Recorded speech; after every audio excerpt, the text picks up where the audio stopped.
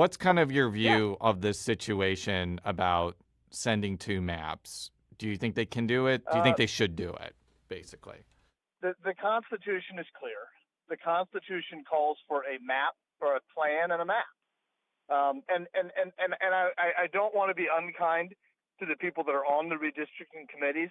This is a very unusual redistricting process because we got the data so late. And of course, there have been some constitutional changes to the redistricting process that the people approved. So I don't want to act like this is just run of the mill and they've been able to do this all the time in the past.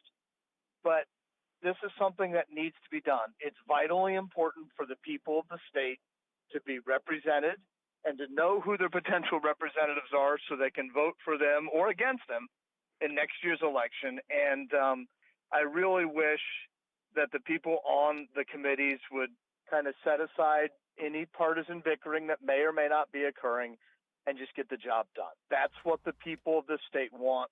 That's why the people of the state elected officials to get the job done, not to be partisans. And it's time to get the map done. So your view is they approve one tentative map on Thursday, or they should just vote to deadlock.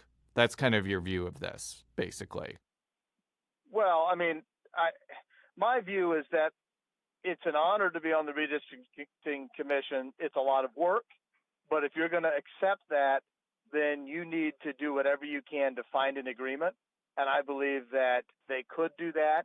And that's what I expect of any commission like that, is that they'll find a way to get their job done.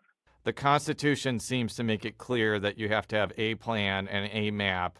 It doesn't say anything about allowing for two maps or three maps. So you're suggesting that they should not do that based off the constitutional reading. The plain language of the Constitution is a plan and a map. And I mean, I'm not trying to be a judge, but I think you ought to just follow the plain reading of the Constitution.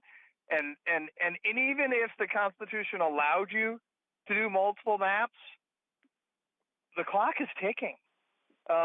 Even when they're finished with their map, which we eventually have to have, there are potential court challenges. And we need to get that taken care of. Candidate filing starts in February, around the 22nd. I'd have to pull out my calendar and count weeks to tell you exactly what day it is, maybe the 25th.